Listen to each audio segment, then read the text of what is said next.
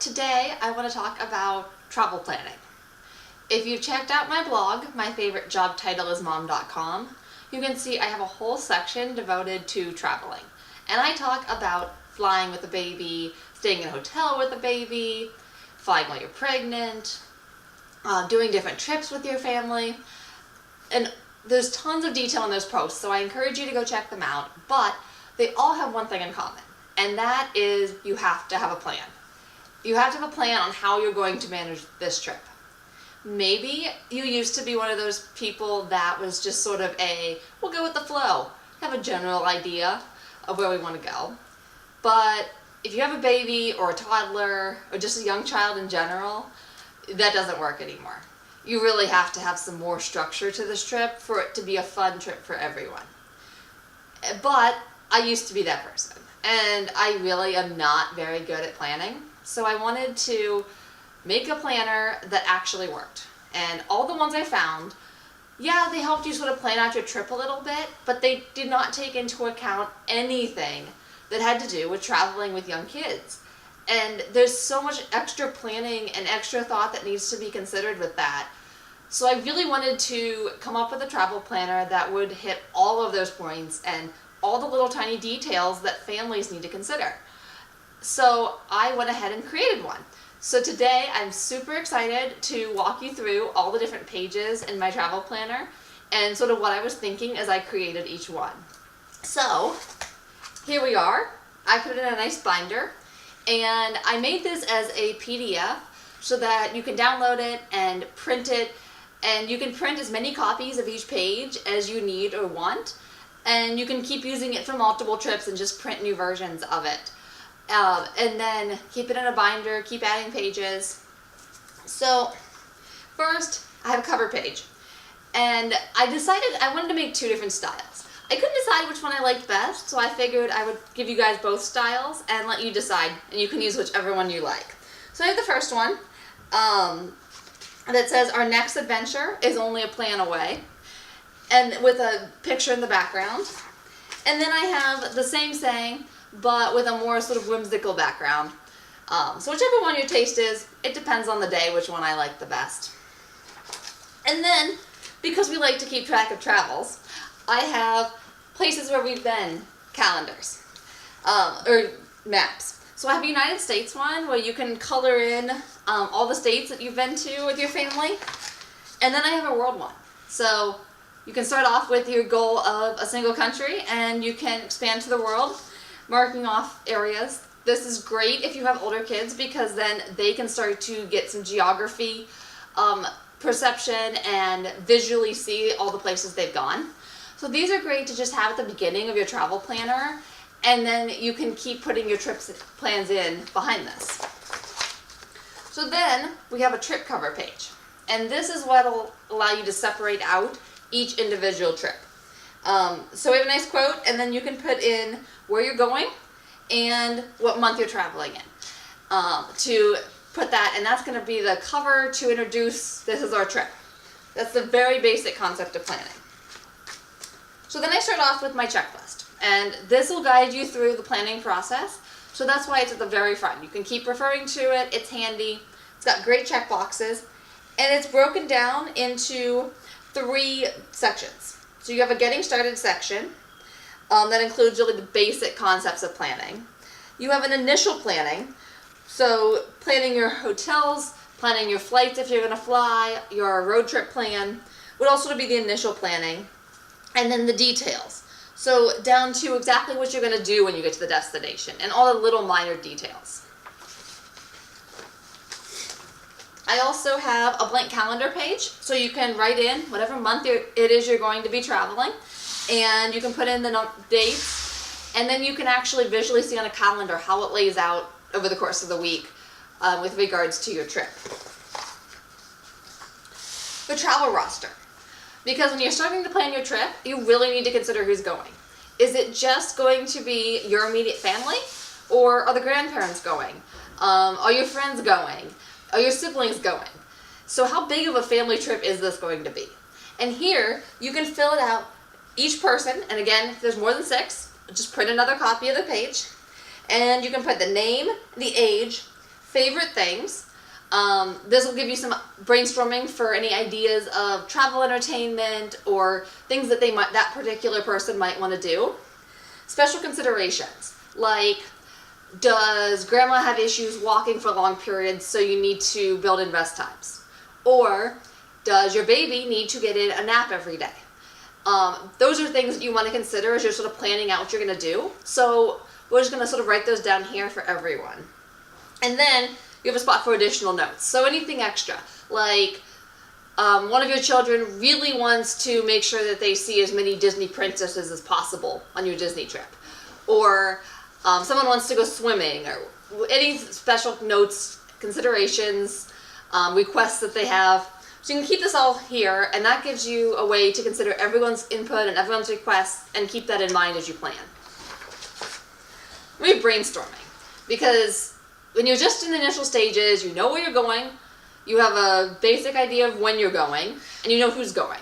Now, what are you going to do? What is the goal of this trip? So this page gives you lots of room to brainstorm things to do. So what activities do you want to do? What sites do you want to see while you're there? And places to eat. A lot of times if you have must-go-to restaurants, maybe they saw them on TV, maybe it's a restaurant that you always love to go to in this destination, you really don't want to get there and then have a 2-hour wait or not have any availability for that night. So you might need to make reservations ahead of time. So it's always good to brainstorm anything you must do. We like to look and see what's been on TV shows because we always sit there and drool, so then when we travel we like to try to hit those restaurants. So put something like that in there. Then you need to consider your budget. So now you've figured out what you want to do. What can you afford to do? So at the top you can put in your available travel funds, whatever you've saved up for the trip. And then it's broken down into travel costs, food and lodging, and activities and shopping.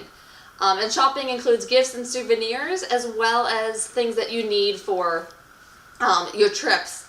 Any last minute things you have to go buy, any clothing for the trip. We have a flight comparison sheet next, because if you're going to be flying, you'll want this sheet. But again, it's a printable document. If you're going to road trip, you can just not use the air travel sheets. So you have your flight comparison, and you have your flight to the destination and your returning flight, and a space to put in 3 different flight options, where you can put in the airline, departure date and time, departure airport, flight duration, because you might be able to get something for a cheaper price, but you've got a ridiculously long flight. Maybe that's not the best idea with the baby. Or you have a few different airports you could choose from. They're all about equal distance from your house or from your destination. So you can compare flights at different ones to decide which one you want to go with. So this gives you a place to document all your options here. And then we have an actual air travel sheet. So once you've figured out which flight you want and you've booked it, this is where you record. So it's designed for layovers. It has leg 1, leg 2, and because sometimes you might have 2 layovers, it's got a 3rd leg. So it has the place to put that info if you need it. And then some notes. And you can put your airline and your confirmation number up on the top. And it has it for the flight to the destination and your returning flight back. If flying is not really your speed, we have road trip sheets. So if you're flying, you can discard the road trip sheets. But if you're going to go on a road trip, we have a planner. So this gives us the origin address, destination address, total miles, estimated travel time, and number of travel days. So you can sort of figure those out. It has the calculation here, estimated travel time divided by the number of travel days gives you how many hours per day you need to spend driving. It gives you spots to put in your lodging information. Are you going to stay in a hotel? Are you going to camp? What's the confirmation number? Where did you book? What's the address for that? So you have that handy. And then if you're road tripping, it makes sense to just try to see some sights on your way. Maybe you want to see the world's largest frying pan, which happens to be in Iowa, fun fact, or the world's largest thermometer in Southern California. So if you want to see things like that, write them down. Put it on here. There's a spot to put the attraction, the address of it, and what travel day you're planning to get to it.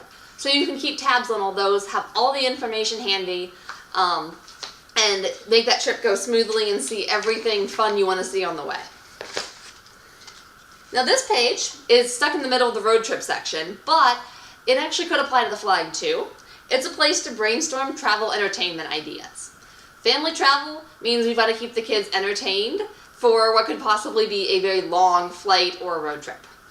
So it's a place to put some different activity ideas, what items you need to actually do those activities, and then rank the mess level. Is it high, medium, or low mess? You might have some great ideas that are wonderfully entertaining, but if they're all high on the mess potential, it's going to become a headache real fast. So this gives you a way to visually see how messy or not your activity ideas are. Then we have the road trip schedule, the final. So similar to the flight, once you have planned out everything, here's where you can actually write in the details for your trip to the destination and your returning trip. Next, we have to consider our lodging once we get to the destination. So you have a hotel comparison sheet where you can put in 3 different options. You can compare different amenities, check-in time, check-out time, cost, pros and cons of the hotels, and view a few different options to decide which one's going to be best for your trip. Once you have it figured out, we have lodging info. And there's 3 different spots because maybe your trip's going to involve multiple different hotel locations. So you have room to put in multiple options in case you don't just stay at one hotel. Next, we have baby equipment rental. If you're going to be traveling with little ones, it's so nice to have the comforts of home, but things like swings and jumperoos and full-size height chairs are just hard to travel with. So, if not impossible. But you can rent those. There's baby rental companies all over the country, and you can reserve baby equipment. You can do play toys, you can do sleep packages that come with everything you need for setting up a travel nursery. So lots of great options. So here's a page so you can document all that information, keep track of those details, and make sure that gets taken care of so your littlest ones are comfy. And then we get into activity info. Again, there's 3 spots on the page, but you can always print more sheets if you want to do more things. So this is where you're going to document different excursions, different activities, if you want to go to theme parks or museums, what you actually plan to do at your destination. Then we have public transport. So maybe you're going to get a rental car and drive yourself everywhere. But if you're in a city, there's usually a lot of great options that are a lot more affordable than a rental car. So you could do a bus or a subway, or if you're located by water, ferry may be a viable transportation option. And consider those so you can put down information about it, cost, location of the station closest to your hotel, and keep that information handy if you're going to be using public transportation. So now we've done the initial work. We've got a basic idea of what we're doing. We've got the big details done. But now this is where we need to really focus on the little details. And when you have kids and you have a million things running through your head, these can be the things that are lost. So now we're getting into the 1 week out checklist. We have another checklist here, and these are the things that you want to do as you're actually preparing to leave for your trip. So about a week before you go. Confirmation numbers. We want to make sure and double check that we've got everything we need booked. And we're going to make sure that we have the confirmation numbers and the company that it's booked with, easy, readily accessible, because if we have any issues, those are the numbers we need. And we don't want to have to be digging through a million emails or tickets to figure out where they are. So here's just a quick sheet to summarize it all. Verify that you have everything booked: airport parking, airport shuttle, your flight, your rental car, and different activities, your lodging. And then we have a daily planner. So you've figured out the big activities already at this point, but figuring out exactly what you're going to do day to day can really help you streamline your packing. And it gives everyone an expectation on what they're going to expect, and kids really do well with the schedule. So this is helpful to have in place for that. So you have a spot, you can put the date, you can do the weather. We've got all the different conditions. You can just circle the one that's expected. By about a week out, you should have a decent idea what the weather will be like. High temperature, low temperature. And then this is the first version where you have it broken down into morning, afternoon, and evening. and the different meals and activities that are going to occur in each part of the day. And then on the side, you have your day bag packing list. So let's face it, if we're going out with kids, seems like we need to take a million things along with us to keep everyone happy. So here's your list, so you can write down everything you need to take. Do you need to take sunscreen, your camera, your cell phone, the baby's bottle? Write it all down here so you don't forget anything. But if you don't like the concept of having it broken down into just 3 chunks of the day and you really want to get specific on times, there's a different version. It has the same temperature, weather at the top and the packing list on the side, but it also has a section with where you can put in the time of day and the activity. So you can really book yourself down to the hour and write down exactly what you're going to do and when. This is great if you have reservations. If you have a lot of different booked reservations you need to make, you can write them all down here. So you could use one or the other, or use both, whichever works best with your plans, and just print out extra copies for each day of your trip. Once we have the daily activities planned, then we plan outfits. When you're traveling with kids, you take so much stuff. It is horribly hard to lug all of the stuff that I like to pack through the airport, but I end up using most of it. But then I never know what to pack clothing-wise. We always seem to get to the destination, and I never have the outfit I want, and I have lots of clothes I don't actually want to wear. So this is where this can really come into handy. Once you've planned your daily activities, now you can figure out what you're going to wear for those activities. So you can do this for each person, print out a sheet for each person, put their name at the top, and then it has 6-day spots. You can put the date, again, mark the weather, what activities do you have planned, and then what outfit is going to be worn based on that weather and activity plan. And then by planning that out, you know exactly what you have to pack. Now your packing list is half done. And that's where we get into packing lists. So did packing list a few different ways. I have a baby and toddler packing list. This one's the most extensive because they seem to need the most stuff. So this one, I have it as a carry-on bag page and as a checked bag page, also for babies and toddlers. And I broke this down into specific bags. I have a diaper bag, your other items that are really going in a carry-on bag, and then a small rollerboard bag for carrying on, because I find that tends to be a good way to distribute carry-on items. For the checked bag, it's broken down into bathroom, medicine bag, eating, and an other category. Also again for babies and toddlers. So you can use these lists. This has everything that I use to pack for my son, and you can check things off. If you have an older child, like elementary school age or so, then there's a list here, broken down into bathroom, clothing and accessories, and other items, already completed. Again, you can just use this as a starting point, add anything else if you think of it. And then there's an adult packing list. So this gives you a great starting point for all the adults on the trip. You have bathroom, clothing and accessories, technology, and any other things that you might need. So that's great to have on hand as well. However, if you would really rather just make your own packing list, I've included a blank packing template with clothing, bathroom items, other items, and then what goes into your carry-on or needs to be accessible in the car if you're road tripping. So you can split it out that way, or you can use a mixture of the two.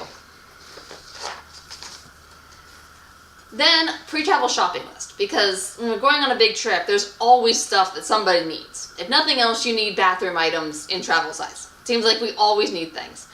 Instead of wasting time making 6 trips to the store the week before the trip, with everything you think of, make one shopping list, and it's broken down by about how you're going to find things in the store. So bathroom items, entertainment items, remember those activities you planned earlier? What items do you need for those? And snack items. Everyone loves a good snack. You can save yourself an awful lot of money with kids if you take your own snacks. And then anything else you might need, other items. So this will be your shopping list you actually take to the store when you're getting ready for the trip.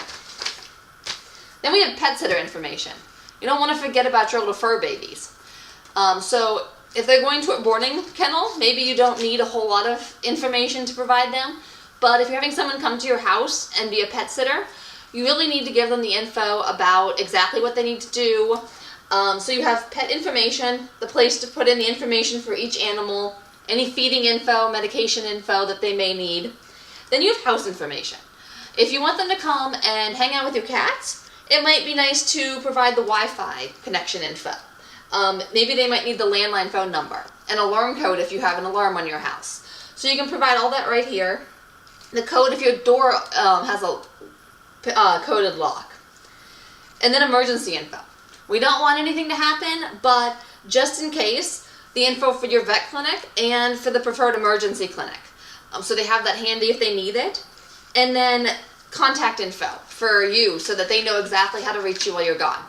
And then this, you can just pull right out of your binder and leave it right with the pet sitter or leave it on the counter for them. Same concept with the house sitter.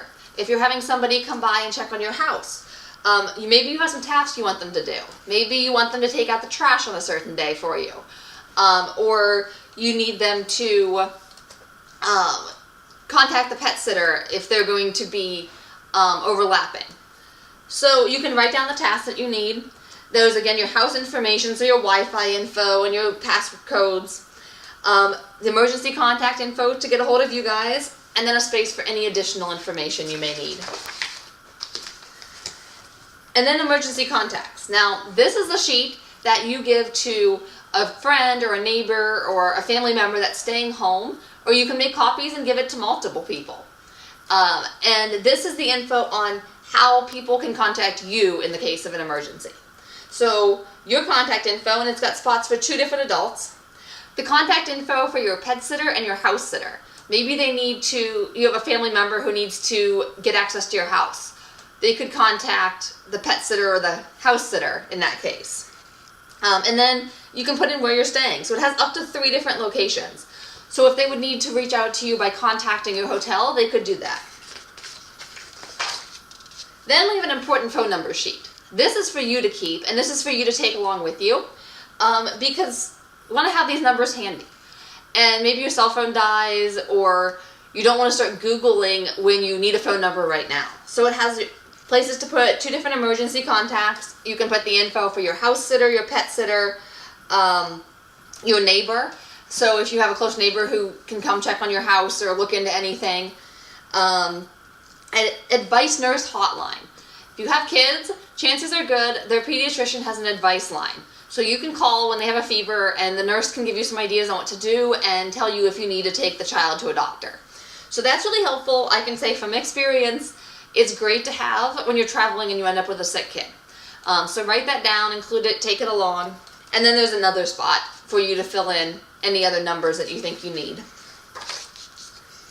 Then we consider local amenities. So once you get somewhere, especially if you have kids, you're probably all going to be tired, cranky, hungry, and you don't want to be desperately trying to figure out where you're going. So first, lodging info. What hotel are you going to? What's the address? And then some local amenities that are going to be close to your hotel. So grocery store, a superstore like a Walmart or a Target, gas station, pharmacy, hospital, and bank. So name and address of your preferred options. So then if you need to run to anything, you're not trying to Google, figure out what's the best option, what's closest. You already have it all figured out and written down.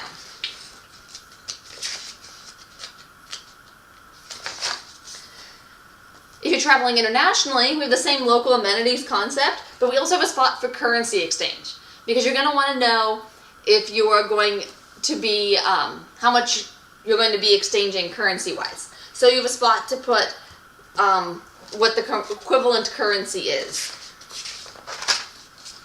Then we have a arrival shopping list. So this is set up pretty similar to our travel shopping list, but this one's designed that we make it thinking, okay, we're going to stop at the store on our way to the hotel or shortly after we get there and stock up on some items. And if you've traveled with a baby and you know how many diapers and baby food and formula you have to drag along, it can make a lot of sense to just buy some of that stuff when you get there. If you know you're going to go through a pack of diapers, don't bother lugging it in your suitcase, just buy a pack at a local store. You can save yourself a lot of packing room by doing this. And also, if you have a big family, if you have a room that allows you to maybe make some meals or at least have snacks in there, stocking up on some waters, some drinks, some snack items, when you first get there, to have while you're in the room or to take out with you on the day trips can be a big cost-saving benefit.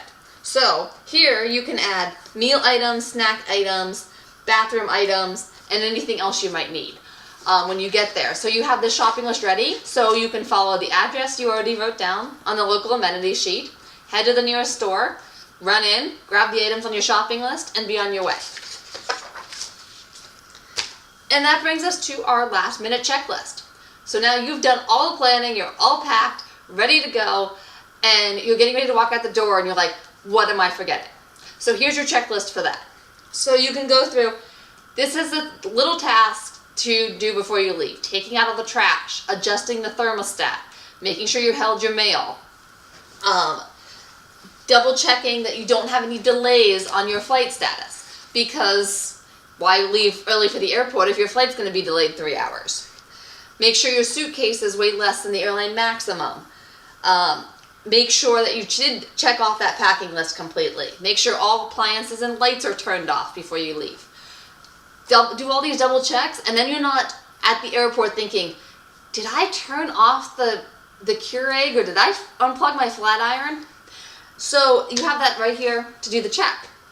And now you're ready to go. You've done all the planning, and you've got a great setup, and now you can just enjoy your trip. So that's my travel planner and how I use it to travel, and why I think it makes traveling with kids so much easier, to really think about those steps, walk through them, and fill out those worksheets as you go, so you have everything ready. And then you have a nice little travel binder you can slide into a backpack, and you have all the information at your fingertips that you need for the trip. So hopefully that gives you some great ideas, and definitely head over to my store. You can grab my travel planner. It's on a super discount for the very beginning because it's brand new and I'm really excited about it, so I want to share it with everyone. And check out my blog. Again, my favorite job title is mom.com for all my travel info, my extensive advice on flying with babies, because I've done a lot of it, and get all that info. And if you like this, subscribe, and I'll be back with more travel info. So see you later.